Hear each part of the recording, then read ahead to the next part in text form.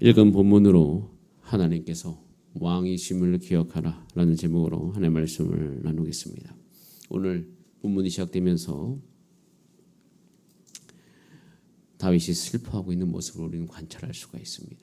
그런데 이게 참 애매합니다. 다윗이 지금 울 때입니까? 기뻐해야 될 때입니까? 이게 굉장히 애매하고 어려운 상황이에요. 나라적으로는 특별히 다윗 진영에 있는 사람은 지금 적이 죽지 않았습니까? 자기를 죽이려고 했던 그 압살롬이 죽었기 때문에 이 승리를 기뻐해야 되겠죠. 그런데 지금 다윗은 슬퍼하고 있습니다. 근데 이 슬픔이 이제 보세요.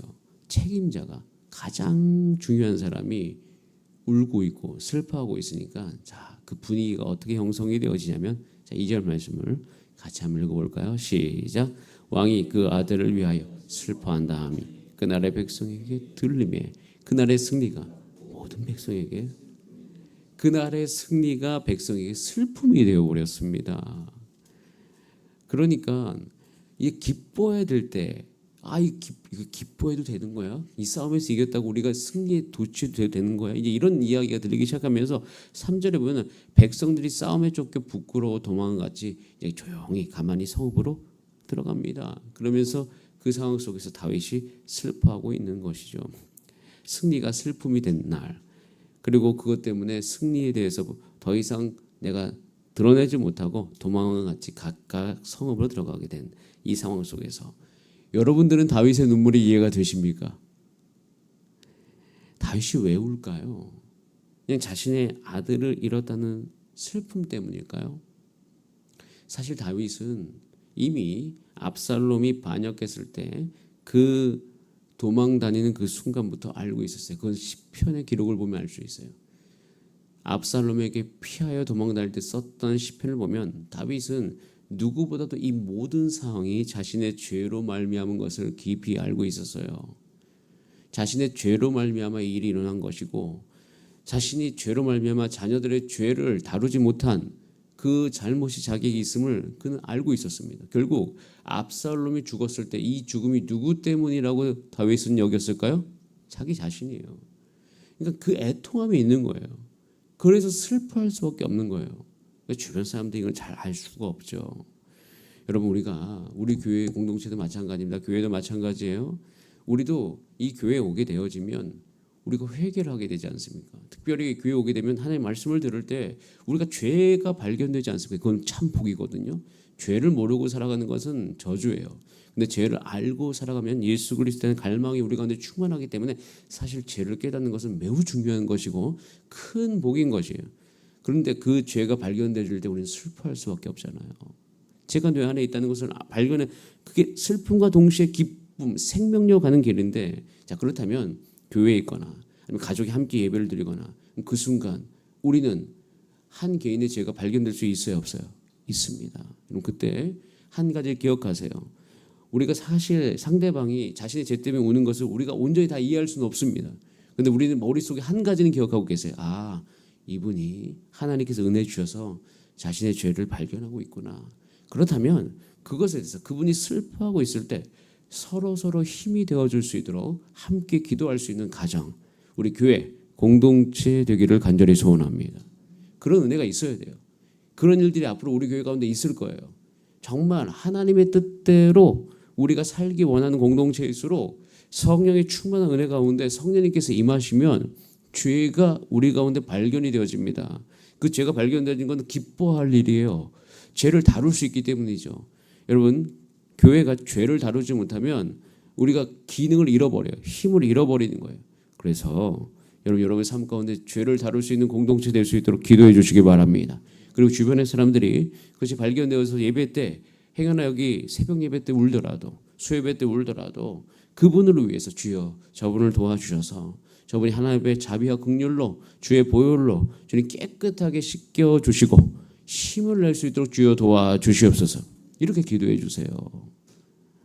그럴 때 하나님의 나라가 온전히 그 가운데 임하는 것이에요. 자, 그런데 지금 이 다윗의 측근들이 그걸 모르죠. 알 리가 있나요? 왜냐하면 다윗의 측근들도 이제는 다윗이 왕이 늙어가고 있잖아요. 늙어가고 있기 때문에 그 상황 속에서 주변의 사람들이 사실 이게 다윗은 이제 여러분도 관찰해 보셨겠지만 이제 왕으로서 어떤 그런 딱 권력을 가지고 있지 않아요. 왕인 다윗조차도 자기가 왕인 것을 거의 어떻게 해요? 내려놓았다고 볼 수 있을 정도로 여러분 이 왕의 태도가 맞습니까? 여러분들은 아마 의아할 거예요. 야, 이게 다윗이 왕으로서 취할 수 있는 공적인 태도인가? 전쟁에 승리했으면 당연히 왕으로서 어떤 행동을 해야 돼요? 그 전쟁에 승리하게 만든 다윗의 부하들을 칭찬해야 되는데 그러지 않잖아요. 이런 상황 속에서 이해를 못해요. 요압이 당연히 이야기하죠. 5절에 같이 한번 읽어볼까요? 시작. 요압이 집에 들어가서 왕께 말씀드리되 왕께서 오늘 왕의 생명과 왕의 자녀의 생명과 처첩과 비빈들의 생명을 구하는 모든 부하들의 얼굴 부끄럽게 하시나이까. 그러니까 요압도 사실은 이 요압의 이 5절 말씀이 틀린 것도 아니고 맞는 것도 아니에요. 왕으로서 다윗이 지금 왕으로서 직무를 온전히 행하고 있느냐 그거에 대해서는 옳은 말이죠. 그런데 지금은 다윗이 하나님께 반응하는 거에 측면에서 해석한 건 틀린 거죠. 그리고 또 한 가지 요압도요 지금 마음속에 순수함이 없어요.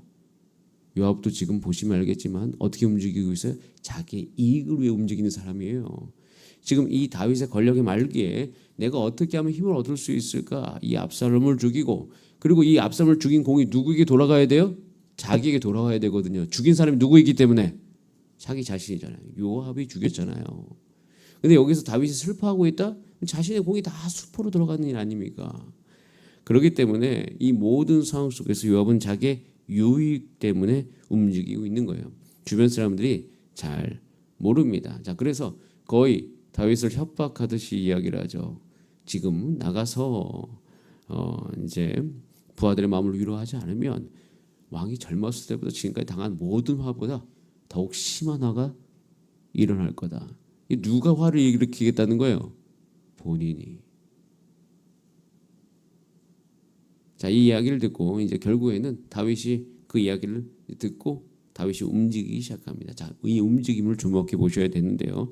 자, 8절 말씀 같이 한번 읽어봅니다. 시작. 왕이 일어나 성문에 앉음에 어떤 사람이 모든 백성에게 말하되 왕의 문에 앉아 계신다 하니 모든 백성이 왕 앞으로 나아오니라. 이스라엘은 이미 각기 장막으로 도망하였더라. 모든 백성이 어디 앞으로 나온다? 왕 앞으로 나온다. 지금 왕이 어디에 앉아 있어요? 성문에. 이 성문에 앉아 있다는 것은 왕으로서 재판관의 역할을 하겠다는 거예요. 왕으로서 다스리겠다는 것이에요. 그래서 성문에 앉아 있습니다. 자, 앉아 있자 이제 모든 것이 정리가 시작돼요. 왕의 문에 앉아 계신다는 그 소리를 들리자마자 사람들이 왕 앞으로 나오기 시작합니다. 자, 그런데 여러분 이때 다윗은 안 것이 있어요. 이것이 다윗 개인의 권위로서 이것이 이루어졌습니까? 그러지 않아요. 사실 지금 다윗의 왕권은 굉장히 희미합니다. 근데 희미한데도 불구하고 여러분 이 8절의 이 상황, 여러분 지금까지 후세를 통해서 하나님께서 압살롬을 죽이게 하시고 이 모든 상황을 이끌어 오신 것이 누구신 것을 여러분 관찰하셨습니까? 하나님이시잖아요. 하나님께 여러분 다윗은 알아요. 자신의 힘으로 여기 다시 앉았다? 아니, 그럴 수가 없어요. 오히려 다윗의 왕권은 지금 희미합니다. 그래서 결국에는 여기에 성문에 앉아서 다윗이 한 것은 그냥 그 자신의 위치에 믿음으로 말미암아 거기 간 것뿐이에요. 근데 갔는데 자기에게는 아무런 권한이 없는데 하나님께서 다시 이 왕권을 회복시켜 주신 것이에요. 다윗의 왕권은 희미하지만 하나님으로 말미암아 다시 왕권이 세워지는 것을 우리는 관찰할 수가 있어요. 혼란스러울 때요. 기억하셔야 될 것이 있어요. 여러분은 여러분의 인생에 하나님의 권위를 덧입을 수 있는 여러분의 삶이 되시기를 소원합니다. 여러분의 삶이 복잡할 때 여러분의 권위가 희미해져 갈 때 아버지로서 어머니로서 특별히 여러분이 사역하는 사람으로서 아니면 여러분 직분을 맡은 사람으로서 그 권위가 희미해져 간다고 생각할 때 여러분 그때 내가 이 권위를 내려놔야 되겠다라고 생각하는 것이 아니라 오히려 그 순간에 하나님의 권위를 덧입을 수 있는 믿음이 여러분 삶 가운데 일어나기를 바랍니다. 그것은 오직 무엇으로 말미암아? 성경의 말씀으로 말미암아. 여러분의 삶이 복잡할 때, 여러분의 삶이 희미해져 갈 때, 육체적 장막에 힘이 빠져갈 때에 그때 우리는 우리의 인생의 권위를 우리에게서 찾을 수가 없어요. 왜? 점차적으로 나는 왜 점점 약해져 가는가? 나는 왜 이렇게 힘이 없는가? 나는 왜 이렇게 하고 싶지 않은가? 이런 생각이 들 때 우리는 우리의 권한이 희미해져 가요. 힘이 약해져 간다고요. 그때 다윗을 통해서 우리는 한 가지 소망을 발견할 수 있어요. 이때 누구의 권위를 덧입어라? 하나님의 권위를. 그래서 성경을 읽어 가셔야 돼요. 오히려 내 안에 삶이 힘들어질 때 성경의 말씀을 말미암아 내 삶 가운데 근거를 찾아야 되는 거예요. 아플 때, 재정이 없을 때, 하나님께서 말씀하셨지만 아직 뭔가 이루어지지 않을 때에 하나님의 말씀의 권위를 덧입고 하나님께서 허락하신 범위 안에서 여러분의 자리를 찾아 앉아 계시길 바랍니다. 여러분이 누구인지를 기억하시길 바랍니다. 그러면 그때 모든 것이 정리가 되어져 갈 수 있어요. 다시 다윗은요, 여러분도 관찰하시면 알겠지만 이제는 왕으로서 뭔가 성공하려는 마음이 없어요. 그저 하나님의 인도하심에 순종하려고 하는 것일 뿐이에요. 이제 모든 것을 내려놓은 듯한 마음이 우리 안에 느껴집니다. 이렇게 다윗이 하나님의 권위를 덧입을 때에 이제는 하나님께서 모든 것을 정리해 주셔요. 자, 9절 말씀 같이 한번 읽어봅니다. 시작. 이스라엘 모든 지파 백성들이 변론하여 이르되 왕이 우리를 원수의 손에서 구원하여 내셨고 또 우리를 블레셋 사람들의 손에서 구원하셨으나 이제 압살롬을 피하여 그 땅에서 하나님께서 다 정리해 주신 거예요. 이 다윗이 한 게 뭐가 있습니까? 다윗이 한 것은 그저 그 자리에 앉아 있었던 것뿐입니다. 여러분, 그러나 이것이 큰일인 것이죠. 여러분이 아무것도 할 수 없을 때 우리는 가끔씩 하나님 주신 위치에서부터 벗어나려고 할 때가 많아요. 내가 거룩하지도 못한데 무슨 하나님의 자녀야. 내가 힘도 없는데 무슨 권사야, 집사야 라고 이야기하면서 내 직분으로부터 또 내 위치로부터 벗어나려고 할 때가 있어요. 여러분, 그 위치에서 벗어나지 마시기를 바랍니다. 끝까지 그 자리에 계세요. 그 자리에 계시면서 여러분 힘없는 거 괜찮아요. 하나님께 그때 더욱더 많은 영역을 내어드리실 수 있는 믿음이 여러분 가운데 있기를 소원합니다. 그것이 중요한 거예요. 그래야만 돼요. 하나님을 의지하세요. 하나님께서 반드시 여러분 삶 가운데 역사해 주실 줄 믿습니다. 자, 그러자 이젠 정리가 되어진 것 안에서 이제는 완전히 이 사무엘 하 16장에서 일어났던 일이 다윗이 압살롬에서 도망갈 때 굉장히 처량한 일들이 있어요. 시바에게 속임을 당하고 시므이가 나서 저주하는데 그것이 완전히 역전이 되는 것을 묘사하고 있어요. 자, 그래서 다윗이 왕권이 회복되고 자리에 앉았다는 소식을 듣자 누가 가장 먼저 달려옵니까? 시므이가 달려오기 시작해요. 시므이가 1000명과 베냐민 사람 1000명과 함께 다윗에게 아주 급히 찾아옵니다. 이 사람은 누구예요? 사무엘하 16장에서 다윗을 저주했던 사람 아닙니까? 이 압살롬에 의해서 도망 다닐 때 다윗을 가장 많이 저주했던 사람이에요. 근데 그 사람이 이제 어떻게 나와요? 찾아옵니다. 근데 그 시므이만 찾아오는 게 시바도 찾아옵니다. 시바가 무비보셋 사이에서 자신이 무비보셋을 모함하죠. 원래 무비보셋이 다윗이 떠났던 날부터 정말로 모든 것을 시금 거의 전폐하듯이 하고 이 다윗 왕이 돌아오기를 바랬어요. 절기 때문에 함께 가지 못하는 거예요. 그런데 이 무비보셋이 어떤 진영에 서 있는지 궁금해서 다윗이 물어보잖아요. 시바에게. 근데 시바는 뭐라고 대답하죠? 그는요 지금 사울 왕, 자신의 왕 사울 왕의 왕권을 회복하려고 한다라고 모함을 해서 결국 시바가 자신의 그 무비보셋의 그 갖고 있었던 밭을 다 갖게 되어지는 일들이 있죠. 그 시바도 나오게 돼요. 이제는 큰일 났다. 무비보셋을 만나는 순간 자기가 거짓말했던 것이 다 들통나니까 그 전에 어떻게 하겠다? 왕께 먼저 나가서 그 왕의 마음을 풀어드려야 되겠다라고 생각하는 거예요. 이것이 다윗이 하는 게 아니잖아요. 하나님께 권위를 덧입고 그 자리에 위치했을 때 하나님께서 그 모든 것을 정상적으로 회복시켜 주시는 거예요. 여러분의 인생을 하나님의 손 안에 두시기를 바랍니다. 그럼 하나님께서 여러분 억울했던 거, 힘들었던 거 하나님께서 다시 온전히 회복시켜 주실 것이에요. 여러분 인생 살면서 하나의 백성으로 살아가면서 주변 사람들을 향해서 너무 반응하지 마시길 바랍니다. 여러분들을 오해하는 사람들을 향해서 너무 반응하지 마시기를 바랍니다. 여러분들이 잘 되려고 하면 반응하게 돼요. 다윗 왕도요. 인생의 목적이 만약에 왕으로서 내가 뭔가 잘하려고 하는 거였다면 이 모든 것을 다 반응했겠죠. 감히 너희가 내가 그 도망 다닐 때 그렇게 해? 충분히 왕으로서 자신이 가지고 권능, 요압에게 한마디만 하면 끝납니다. 요압은 충분히 그러고 남을 사람이에요. 근데 그것을 하지 않잖아요. 한마디만, 아비새에게 한마디만 하면 이들의 목숨은 파리 목숨이에요. 그날 끝나는 거예요. 그런데 이제 다윗의 왕의 목적은 왕을 잘하려고 하는 것이 아니라 하나님이 어떻게 나의 삶 가운데 더욱더 역사하실까. 여러분, 우리의 인생이 신앙생활하는 목적이 뭔가를 더 잘하려고 하는 것 이상으로 하나님이 여러분 삶 가운데 더욱 깊이 개입하시고 역사하는 것이 우리 신앙생활의 목적 되기를 기도하시길 바랍니다. 저도 목회를 하면 할수록 목회는 제가 하는 것이 아니에요. 하나님이 하는 것이에요. 하나님이 하는 것을 어떻게 따라갈 수 있을까? 하나님의 영역에 더욱 많이 내어드린 것이 훨씬 중요하다는 것을 배워가고 있습니다. 목회만 그런 게 아니에요. 가정에서도 그래요. 아버지로서, 남편으로서 자녀를 대하고 배우자를 대할 때 하나님의 영역을 더욱 많이 내어드릴수록 더욱더 크게 배워가는 것을 볼 수가 있어요. 그렇게 사시길 바랍니다.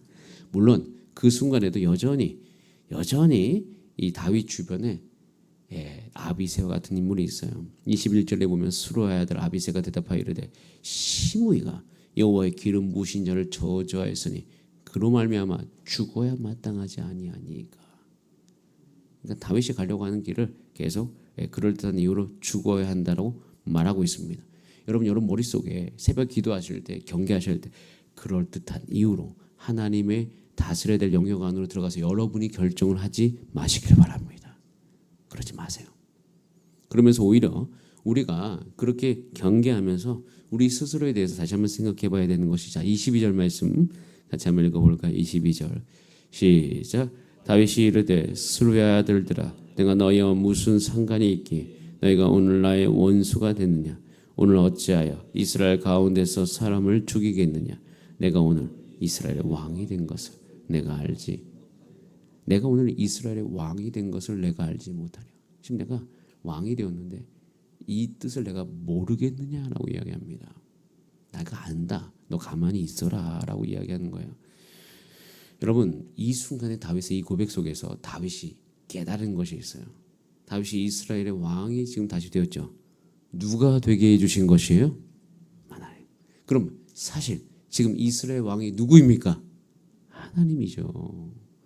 다윗은 이스라엘 왕이 하나님이심을 깨닫으면 깊은 고난 속에서 바세바의 동침 이후에 그 나단 선지자가 찾아오고 그 이후에 일어났던 그 모든 그의 인생의 여러 가지 깊은 고난 속에서 내가 왕이 된 이유를 알게 돼요.